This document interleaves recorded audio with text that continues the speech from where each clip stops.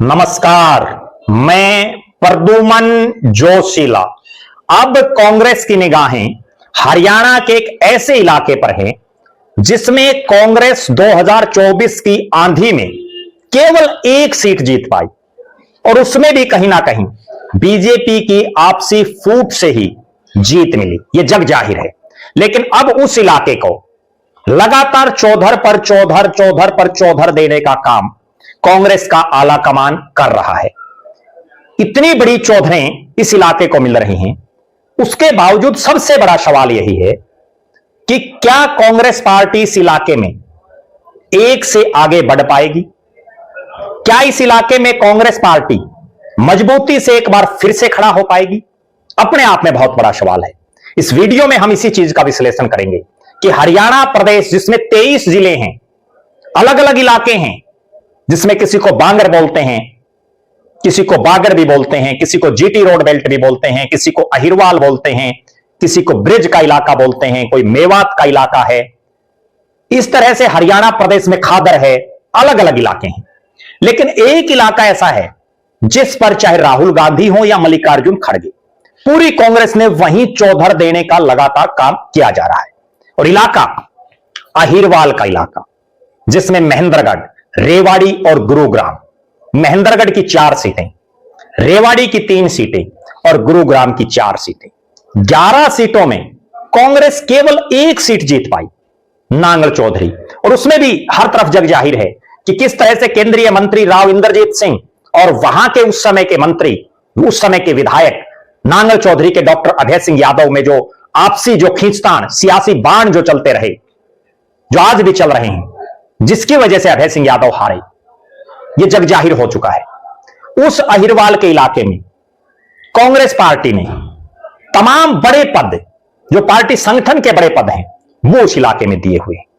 वहां पार्टी के प्रदेश अध्यक्ष राव नरेंद्र सिंह, जो खुद लगातार हार रहे हैं, 2009 के बाद वो कोई चुनाव नहीं जीत पाए, उन राव नरेंद्र सिंह को प्रदेश अध्यक्ष बनाया हुआ है।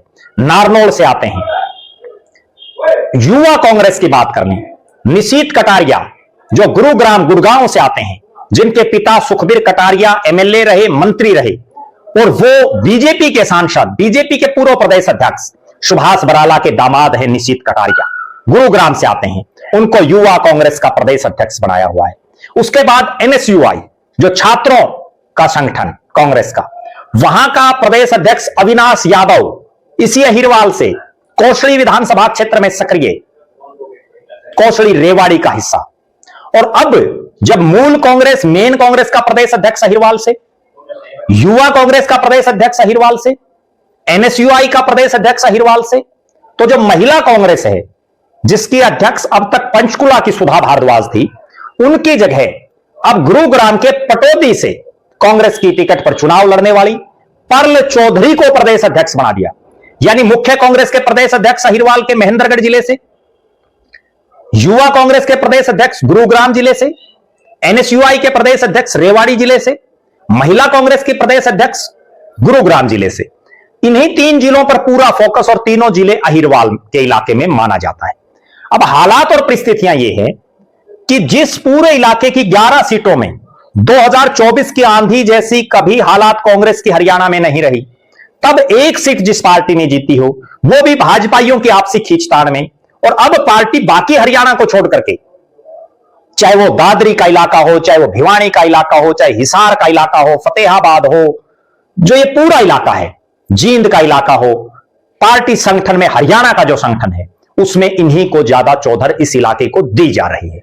अब सबसे बड़ा सवाल यह है कि अहिरवाल में जो लगातार चौधर दी जा रही है, क्या अब राव इंद्रजीत सिंह का कोई तोड़ कांग्रेस निकाल पाएगी?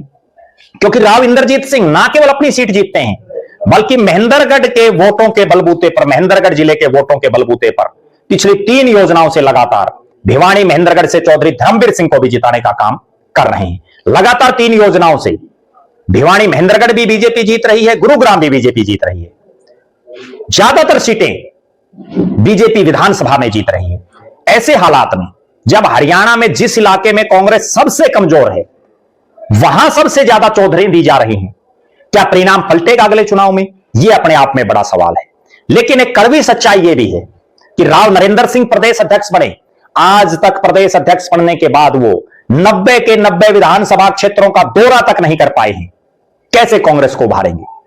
निशीथ कटारिया युवा कांग्रेस में केवल जो ऊपर से आदेश आ जाते हैं तो कार्यक्रम कर रहे हैं। जमीनी स्तर पर युवा कांग्रेस का मतलब है गांव गांव में युवाओं को पार्टी के साथ खड़ा करें।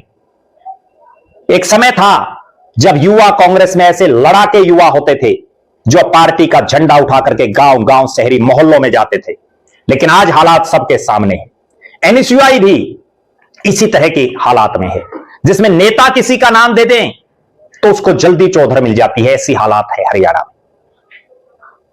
और अब महिला कांग्रेस में भी परल चौधरी को बढ़ाने से यही सबसे बड़ा सवाल है कि क्या परल चौधरी दमखम से, मजबूती से महिलाओं को कांग्रेस के साथ जोड़ने में कामयाब रहेंगी, या जिस तरह से राव नरेंद्र सिंह कोई विशेष नहीं कर पा रहे, निशीथ कटारिया कोई विशेष नहीं कर पा रहे, अविनाश यादव कोई विशेष नहीं कर पा रहे, क्या उन्हीं के जैसे वो चल रहे हैं उसी तरह की राजनीति वो करेंगी? परल चौधरी के पिता विधायक रहे, इस इलाके में राजनीतिक तौर पर बड़ा नाम है, लेकिन बड़ा नाम निशीथ कटारिया के का भी रहा क्योंकि उनके पिता भी मंत्री रहे, राव नरेंद्र सिंह का भी रहा, वो खुद मंत्री रहे, उनके पिता मंत्री रहे, उनके बेटे यूथ कांग्रेस में रहे। अब पूरे हरियाणा की निगाहें इसी चीज पर हैं कि अहिरवाल से आने वाले ये नेता क्या हरियाणा प्रदेश में छोड़िए इस अहिरवाल में ही कांग्रेस को 1 से 2, 3, 4, 5 तक ले जाने का काम कर पाएंगे? आप दर्शक अपनी बेबाक राय जरूर रखें। आपको क्या लगता है? राव नरेंद्र सिंह को लेकर के आपका क्या मानना है? निशीथ कटारिया को लेकर के आपकी क्या राय है? अविनाश यादव के काम को आप किस नजरिए से देखते हैं? और परल चौधरी क्या पूरे इस अहिरवाल में कांग्रेस में महिलाओं को ज्यादा से ज्यादा तादाद में जोड़ पाएंगी? अपनी बेबाक राय जरूर रखें।